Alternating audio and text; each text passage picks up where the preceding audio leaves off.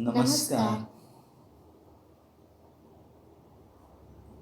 सनातन संस्था और हिंदू जनजागृति समिति द्वारा आयोजित नामजप सत्संग इस विशेष कार्यक्रम में मैं श्रीमती शिप्रा जोएकर आप सभी का पुनः हार्दिक स्वागत करती हूँ।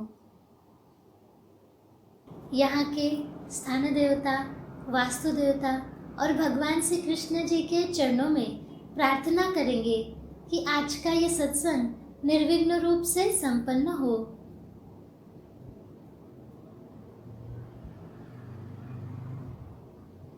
आज से हम सत्संग में धार्मिक कृतियों का शास्त्र समझ कर लेंगे। अब हम नाम सत्संग का प्रारंभ करेंगे। सनातन संस्था के धर्म प्रचारक संत सद्गुरु नंद कुमार जादव जी हमारा मार्गदर्शन करेंगे और उसके बाद प्रत्यक्ष संतों के साथ हम सामूहिक नाम जप अर्थात एक ही समय पर अपने अपने स्थान पर नाम जप करने का प्रयास करेंगे। अब मैं सनातन संस्था के धर्म प्रचारक संत सद्गुरु नंद कुमार जादव जी से प्रार्थना करती हूँ कि वे हमारा मार्गदर्शन करें। जी, मैं भगवान श्री कृष्ण जी के चरणों में वंदन करता हूँ। आप सभी से अनुरोध है कि आप अपने इष्ट देवता अथवा उपास्य देवता अथवा कुल देवता से प्रार्थना करें कि आज का ये कार्यक्रम हम निर्विघ्न रूप से सुन पाएं। नाम सत्संग के माध्यम से हम सभी ने नाम जप और साधना के संदर्भ में विभिन्न दृष्टिकोण सीखे हैं। आशा करते हैं आप प्रत्यक्ष साधना कर उस संदर्भ में अनुभूति ले रहे होंगे। आज से सत्संग में हम धार्मिक कृतियों का शास्त्र समझ कर लेंगे। धार्मिक कृतियों का शास्त्र ज्ञात हो तो हमारी कृति श्रद्धापूर्वक होती है और उसका आध्यात्मिक लाभ अधिक मात्रा में होता है। इसी के संदर्भ में एक प्रसंग बताता हूँ। 3 श्रमिक मंदिर बनाने के लिए पत्थर तोड़ रहे थे। एक व्यक्ति ने पूछा, आप क्या कर रहे हैं? पहले श्रमिक ने बताया, दिखाई नहीं देता क्या हम क्या कर रहे हैं? दूसरे श्रमिक ने भावनिक होकर बताया, भैया उपजीविका के लिए पत्थर तोड़ रहा हूं। तीसरा श्रमिक पत्थर तोड़ते तोड़ते आनंद से बोला, मैं भगवान का मंदिर बना रहा हूं। हम क्या करते हैं ये महत्वपूर्ण नहीं है। महत्वपूर्ण होता है उसके पीछे का हमारा उद्देश्य। आज के सत्संग में हम पूजा घर के संदर्भ में समझेंगे। आज के वैज्ञानिक युग में भी सामान्य व्यक्ति से लेकर उच्च पदों पर आसीन व्यक्तियों तक प्रत्येक व्यक्ति के मन में ईश्वर के प्रति आस्था तो होती ही है। सभी के लिए पूजा पाठ इत्यादि महत्वपूर्ण होता है। इसलिए हर घर में पूजा घर का होना भी अनिवार्य है। अधिकांश घर एवं दुकानों में, कई कारखानों कंपनियों में भी भले वो छोटा सा ही क्यों ना हो, पूजा घर अवश्य दिखाई देता है। जी, तो सबसे पहले हमें बताएं कि पूजा घर किस दिशा में होना चाहिए। जी बताता हूँ। जी, पूजा घर पूर्व पश्चिम दिशा में होना ही योग्य है। उसके साथ ही ऐसा प्रयास करें कि पूजा घर दक्षिण उत्तर दिशा में ना हो। पूजा घर का द्वार पूर्व पश्चिम दिशा की ओर हो। ऐसा करने से उस दिशा में रिक्त स्थान तैयार होता है। इस रिक्त स्थान में देवताओं से प्रक्षेपित तरंगे आकृष्ट होती है। वायुमंडल में देवता की निर्गुण तरंगे होती हैं। पूजा घर पूर्व पश्चिम दिशा में हो तो ये निर्गुण तरंगे सगुण चैतन्य में रूपांतरित होकर पूजा घर की ओर आकृष्ट होती हैं और पूजा घर के रिक्त स्थान में कार्यरत होती है। तत्पश्चात ये सगुण चैतन्य वातावरण में प्रक्षेपित होता है, जिसका लाभ पूजक और वास्तु को होता है। इसके साथ ही ये सगुण चैतन्य वलयों के रूप में भी प्रक्षेपित होता है। इसलिए पूजा घर का द्वार पूर्व पश्चिम दिशा में हो, ये महत्वपूर्ण होता है। जी, अब हमें ये स्पष्ट ही हो गया है कि पूजा घर की दिशा पूर्व पश्चिम दिशा ही क्यों होनी चाहिए। जी। तो अब प्रश्न ये उठता है कि पूजा घर उत्तर और दक्षिण दिशा में क्यों नहीं होना चाहिए। दक्षिण उत्तर दिशा में क्यों नहीं होना चाहिए, ये बताता हूँ। जी। इस प्रश्न का उत्तर ये है कि दक्षिण उत्तर दिशाओं में संपुटित हुई इच्छा शक्ति कार्यरत होती है, जिसका संचार निचली दिशा में अधिक होता है। इससे वातावरण में जो कष्टदायक रजतम तरंगे विद्यमान होती हैं, वो कार्यरत हो जाती है।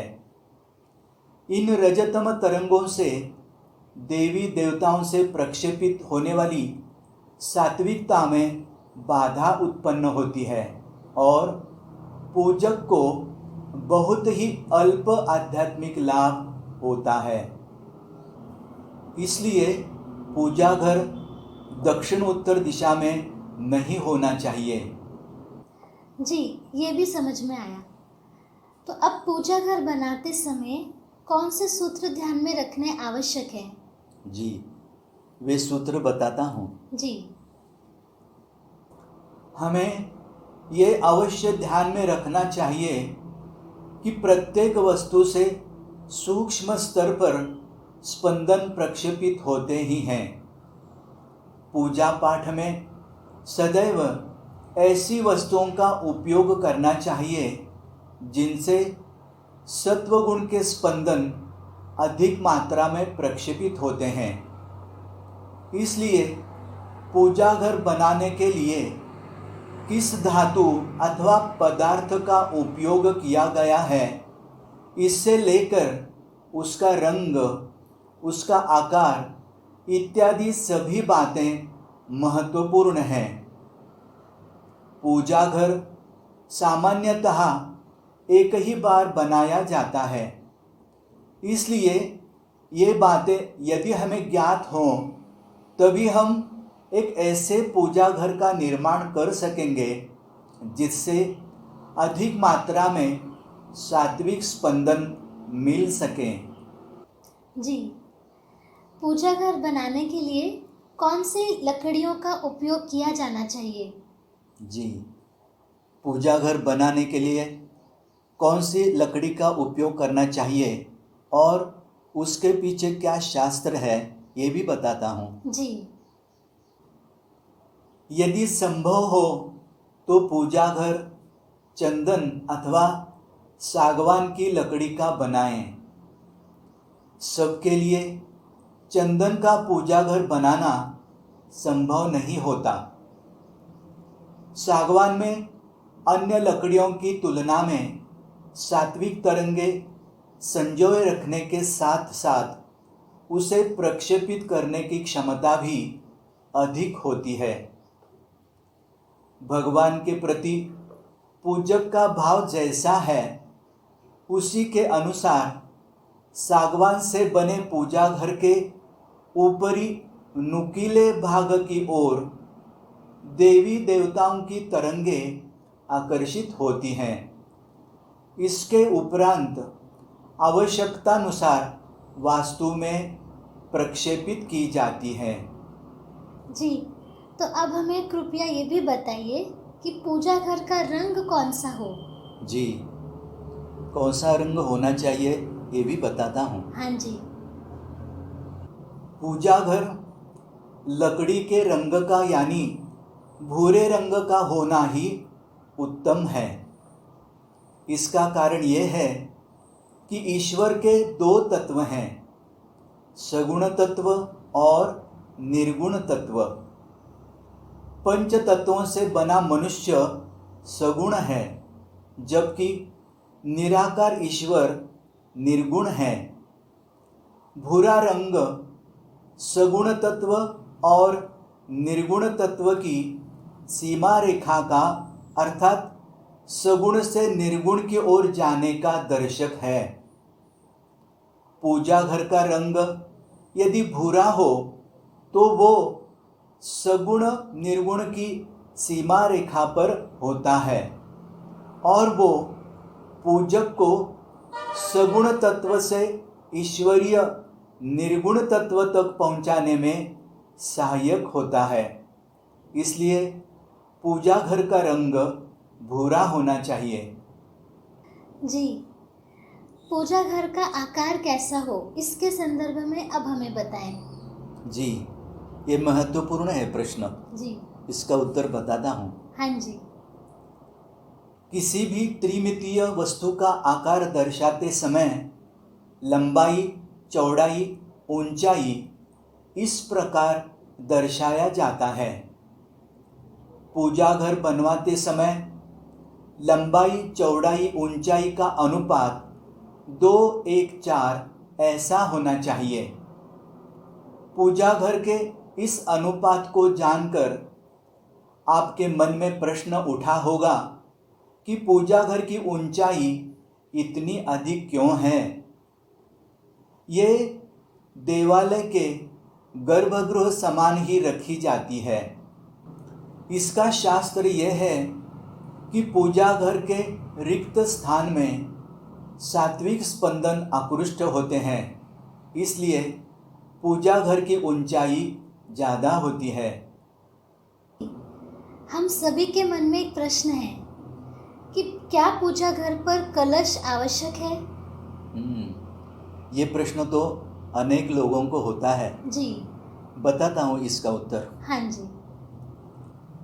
कलश वातावरण की चैतन्य तरंगों को आकृष्ट कर उन्हें दूर तक प्रक्षेपित करने का कार्य करता है। सामान्य व्यक्ति द्वारा देवता पूजन करने पर थोड़ा बहुत चैतन्य निर्माण होता है। वो कलश द्वारा दूर तक ना जाए और पूजक को उसका लाभ हो, इस हेतु पूजा घर पर कलश ना होना ही उचित है। पूजा घर की संरचना वास्तु के मर्यादित क्षेत्र में ही सीमित होती है। पूजा घर पर छोटी सी गुंबदाकार नोंक होती है। ये नोंक देवता पूजन के कारण निर्माण हुआ चैतन्य ग्रहण और प्रक्षेपण करने का कार्य करती है। इससे पूजा घर पर कलश ना होना, इसका शास्त्र सभी के ध्यान में आया होगा। जी, घर के किस कक्ष में पूजा घर रखा जाए। हाँ, कक्ष के अनुसार पूजा घर का कितना लाभ होता है वो बताता हूँ। जी, कक्ष के अनुसार पूजा घर का कितना महत्व होता है वो मैं बताता हूँ। पूजा घर के लिए अलग से कक्ष हो तो उसका महत्व 100% होता है। यदि कक्ष सबसे अंदर वाला हो तो उसका महत्व 10% होता है। पूजा घर रसोई घर में हो तो उसका महत्व 30% होता है, परंतु रसोई बनाने का स्थान पूजा घर से कुछ दूरी पर होना चाहिए। जहाँ धनराशि रखी जाती है वहाँ यदि पूजा घर हो तो उसका महत्व 30% होता है। यदि शयन घर में पूजा घर हो तो उसका महत्व 10% ही रह जाता है। अब हम नामजप की प्रत्यक्ष कृति करेंगे।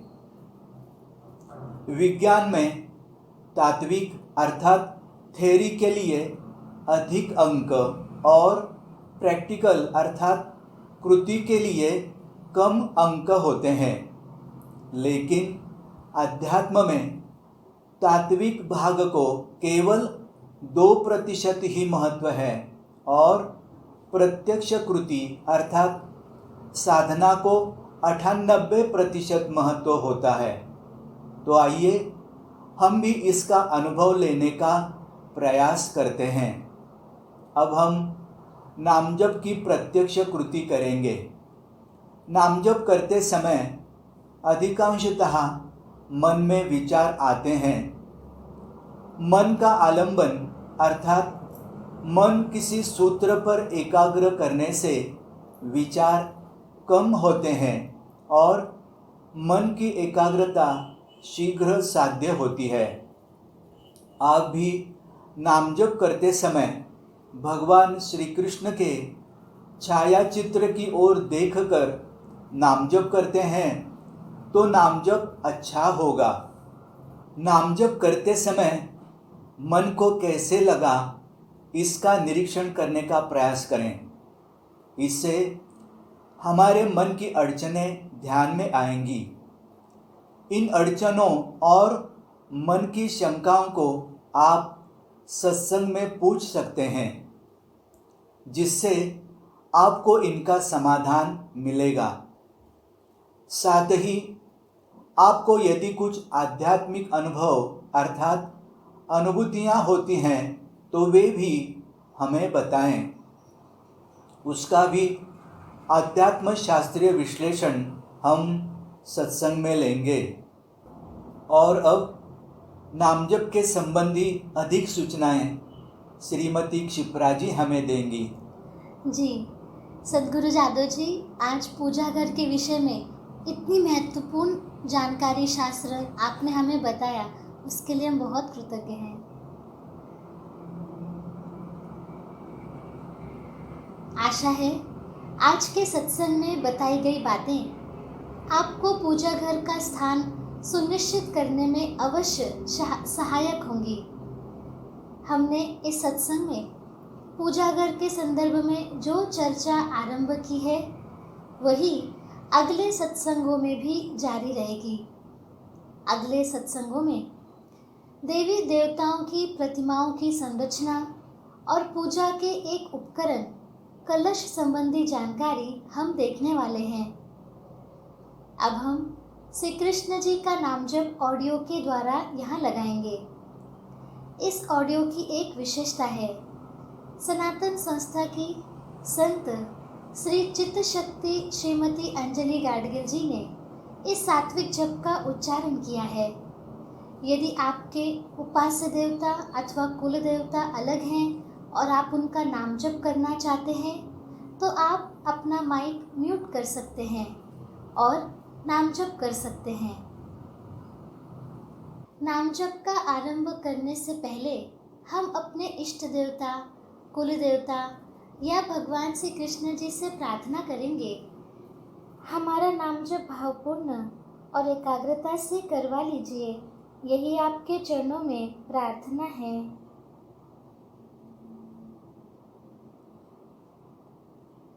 अब हम प्रत्यक्ष नाम जप को आरंभ करेंगे।